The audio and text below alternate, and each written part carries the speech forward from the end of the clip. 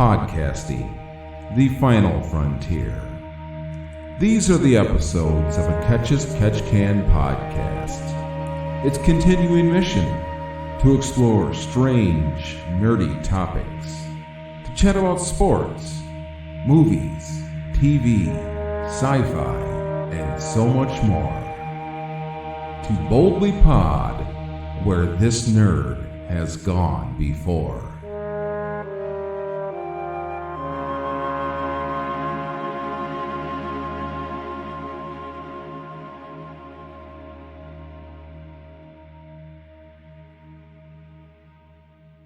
I bid everybody greetings and felicitations. My name is Daniel Floyd, and welcome to Boldly Pod. This episode marks the 3-year anniversary of this podcast, and you may be thinking to yourself, well, he didn't start the podcast off with Captain's Log, pod date, insert date. And that's because moving forward on this podcast, we're going to sort of do things just a little bit differently. And the content that you may have been listening to for the past 3 years isn't going to change per se. It's just sort of going to be cleaned up a little bit into more of a sort of news magazine, news broadcast type of podcast. I think that in the end is going to be more enjoyable for not only you, the listeners, but for me, the presenter. Now, in the past, on occasion, I have had guests join me, and they have shared their knowledge on the topics that we have discussed, and that's going to periodically continue from time to time as we discuss anything and everything. The Catch as Catch Can format will not change, but it's going to be more informative more than opinion. And that doesn't mean I'm going to take out my opinion, your opinion, a guest's opinion on things. Those are still going to be here on occasion. I just think being more heavy on information over opinion as a whole will be more entertaining to everybody in the end. Now, before we continue, a couple things to sort of cover, to go over, to sort of answer, I suppose. First and foremost, I've been asked for the past 3 years, what exactly does catch as catch can mean? Well, I took it from an old wrestling proverb, if you will, a catch as catch can style of wrestling, which basically means they take a lot of different styles of wrestling and incorporate them into their style. So what I mean for this podcast by catch as catch can is I'm going to discuss all sorts of things. It's not going to be one specific thing. It's not just going to be sci-fi. It's not just going to be sports. It's not just going to be the paranormal. It's not just going to be humorous news. I'm going to incorporate all of that into this podcast. And I really think, even 3 years in, that is what people really, really enjoy. And before we get on with this episode, I just want to take this opportunity to thank some of the people that joined me over the past 3 years on this podcast, like my former Nerding Out with Sandshoes and Granddad co-host Sandshoes. Jason had joined me a few times here to impart his wisdom. Authors Chris Ringler and Paul Canellis have joined me on this podcast to discuss various things. I'd also like to thank my buddy Dave for appearing a few times to impart upon all of us his vast wrestling knowledge and his ability to write shtick on the fly, or was it prepared? Anyway, seriously, thank you to Dave. He's been a staunch supporter and contributor to this podcast, and I'm definitely going to be calling on him in future podcasts. Paranormal investigator Rob has joined me on a few occasions to talk about the paranormal.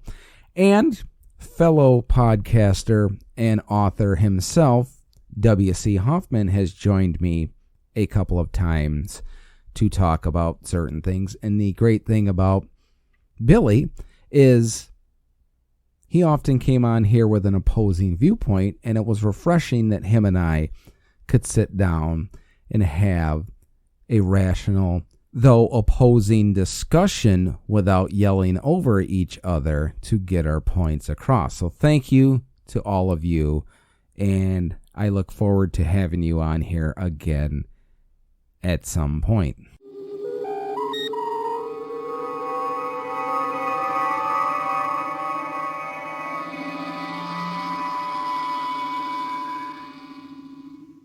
Now, over the past couple of months, pretty much everybody has heard about the launching of the new streaming service Disney Plus, which incorporates all sorts of programs and brands that fall under the Disney umbrella.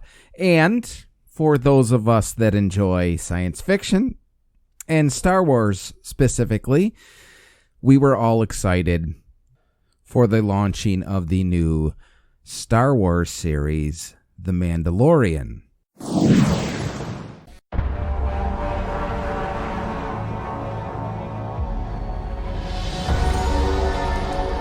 Is the world more peaceful since the revolution? It is a shame that your people suffered.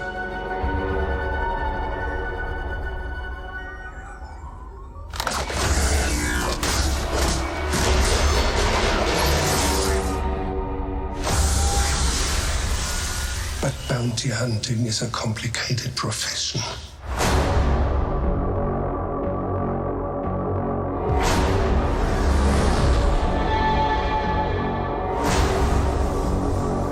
They said you were coming. They said you were the best in the parsec. Would you agree?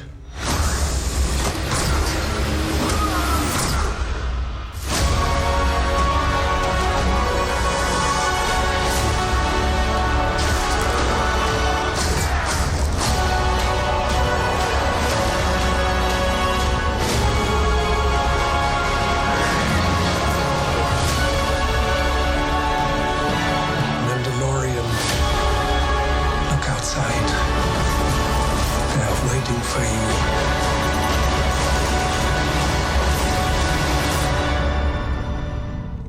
Yeah? Good.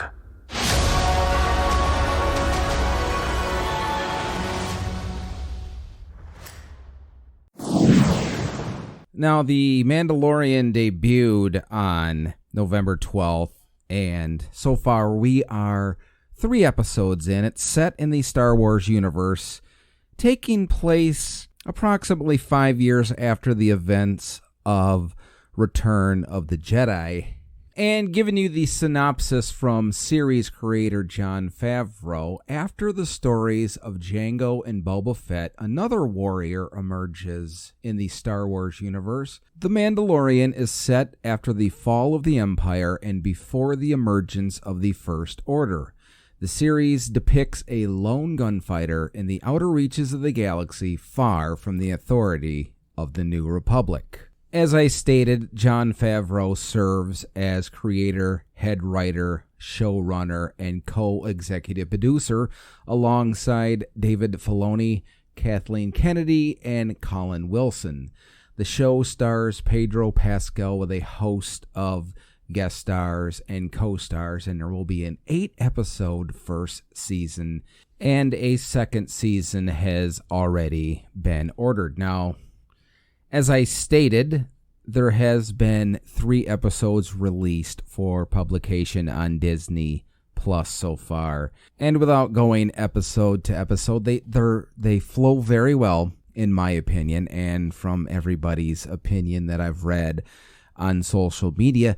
It's one of those shows that the hour goes by so fast it doesn't seem like an hour. So it's a seamless production, and it leaves you wanting more, which I think is a good thing because, and that's sort of and here's an opinion, it's fine if you disagree, but sort of the prequels that George Lucas made, they were so long that the story that was intended sort of got lost because people tended to get a little bored with some of the quote-unquote filler. But I don't see that in The Mandalorian, at least so far.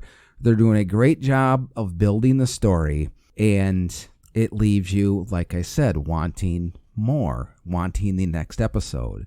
So if you haven't got Disney Plus yet, or you haven't been able to watch The Mandalorian, so far, 3 episodes in, I would say, if you're a fan of Star Wars, do yourself a favor and get Disney Plus and check out The Mandalorian.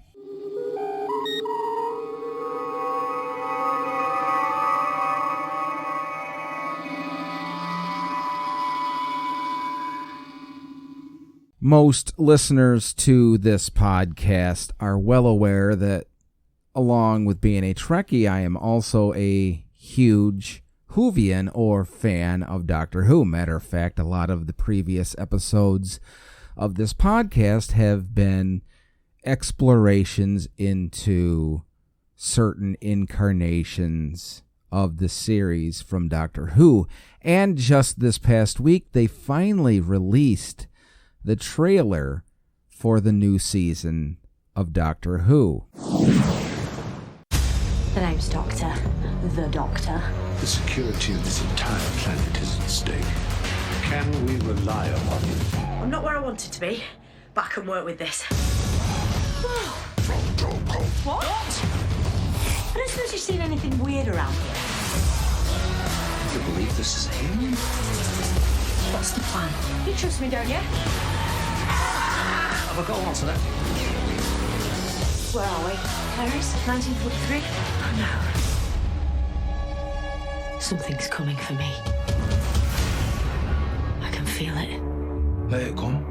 Because we miss. Family. Get away from them! I didn't know things would get into the tires. You're gonna die. What have you brought here, Doctor? I don't know.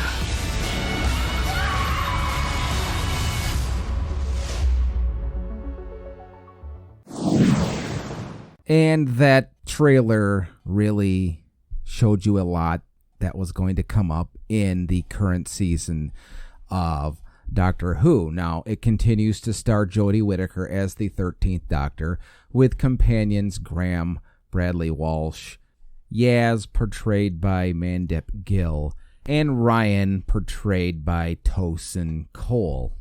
The current showrunner is Chris Chibnall, and the last season, which happened to be the first season of Jodie Whittaker as the 13th Doctor, it took a lot of heat from people. People weren't ready, and I don't understand why. They weren't ready for the Doctor to be a female for the very first time. So it took a lot of heat, and there was a lot of rumors going around that Chris Chibnall and Jodie Whittaker both were leaving the program after just one season, and that just isn't further from the truth, and this trailer goes on to prove it. Now, bit of editorializing here before we continue. I actually think that Jodie Whittaker was very fantastic in her inaugural season as the Doctor, and I'm really looking forward to what we saw in that trailer that you just heard. And one of the things that I'm really looking forward to is because I like how they went off into a different direction of sorts in her first season without bringing in a lot of the old monsters, if you will, quote unquote, but they sort of hinted that she's going to meet an old adversary, and you can see a Cyberman in that clip. So I'm really, really looking forward to the new season of Doctor Who. And if you haven't watched Doctor Who and you've been wondering to yourself, well, I want to watch it, I think it'll be something that I enjoy, but I don't know where to start.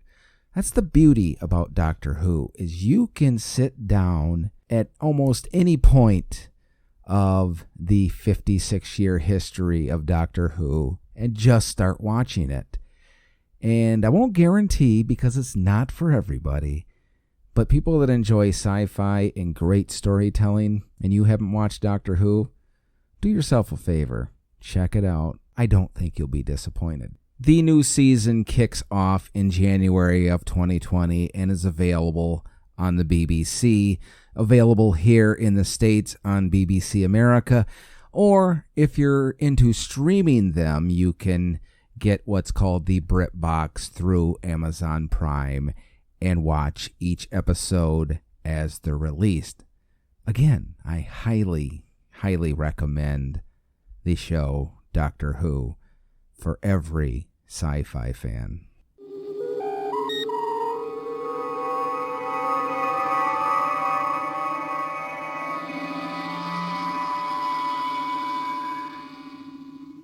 You've heard in the past on this podcast me do segments called Musings from My Work Van, and we may continue to do that from time to time when something strikes my ire while I'm at work. But I also want to incorporate something, not necessarily going to be every podcast, but every once in a while when I watch or see something on social media, whether it be Facebook or Twitter or YouTube. And just this morning, I saw a video on YouTube that kind of made me want to turn on this microphone and have a little chat. Now, the video or the podcast or video blog, however you want to describe this, is titled, Is Gene Roddenberry Overrated? And it's by YouTuber Rowan J. Coleman. Now, first things first, before we get into it, I don't want to besmirch Mr. Coleman whatsoever. He did a fine job with his podcast or video blog. As it were, he actually sort of defended to a little bit the title of the program, or the insinuation of the program, Is Gene Roddenberry Overrated? And he brought up some very cogent ideas about the entire Star Trek universe and the sort of mythos that's been created not only by fandom, as he sort of suggested, but also within the inner workings of the Star Trek community, as far as the executives, I guess you could say, or the purveyors of the universe goes. And what I mean by that is they tend to toe the, pardon the pun here, the party line of Gene Roddenberry had this layout of how he wanted Star Trek to be, and it was his way or the highway. And as Mr. Coleman pointed out, he really didn't have everything to do with Star Trek other than creating the program, pitching the program, getting the program off the ground, and some writing credits, and of course being a producer and executive producer. And he's right about that. And one thing that really, unless you get some deep down serious Trekkies in a conversation, a lot of the sort of passive Star Trek fans really have no clue as to how much producer Gene L. Kuhn and script editor /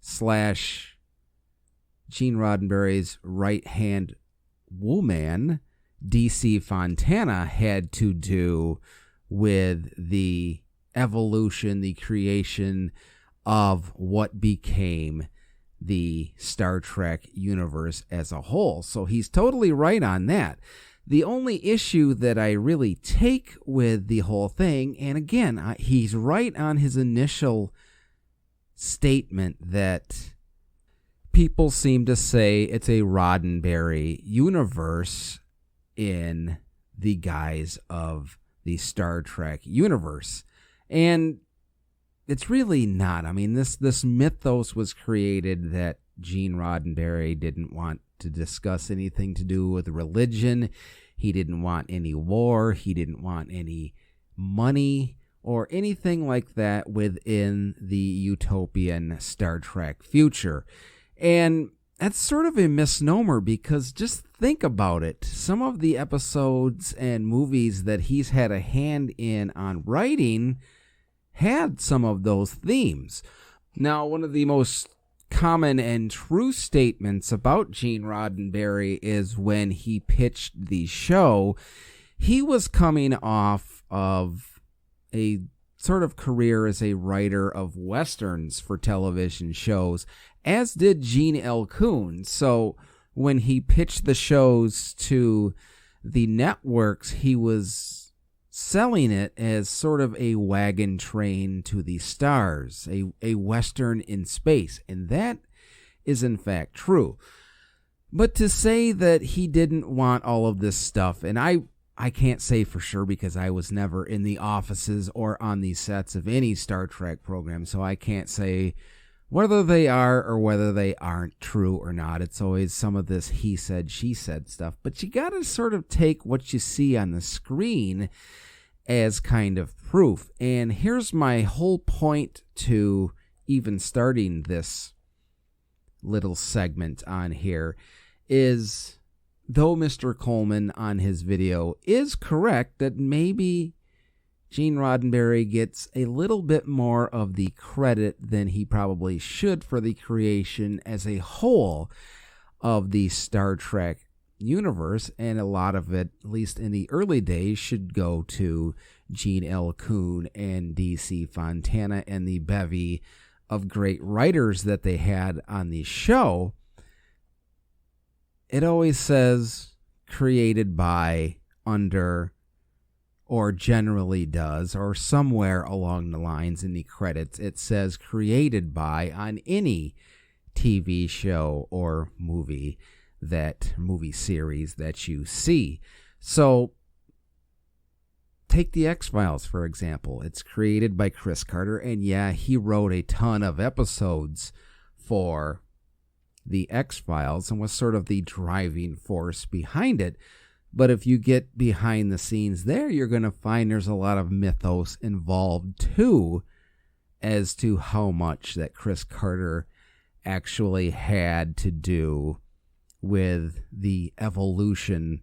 And the reason I say that was at one point, he sort of took off and started the show Millennium, which was going on at the same time as the X-Files, and then later on the Lone Gunman spun off from the X-Files. So he had, fingers in this pie, and the X-Files pie, and the Millennium pie, and the Lone Gunman pie. So there's only 24 hours in a day, so there's only so much one person can do.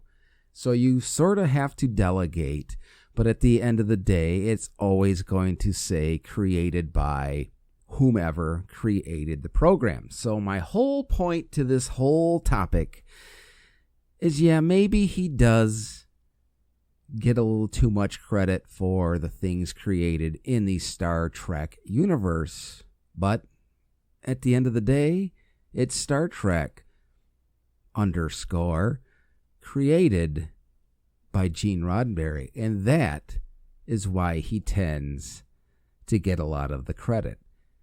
If you have any thoughts about whether you think Gene Roddenberry gets too much credit for the Star Trek universe, let me know on Facebook or Twitter at TooBoldlyPod. And thus concludes this week's Moment of Zen.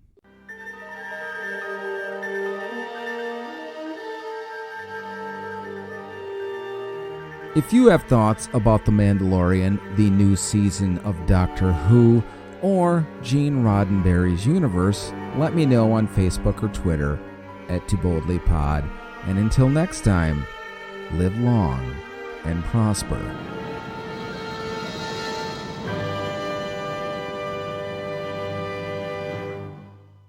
WLLP Spock Rock Radio.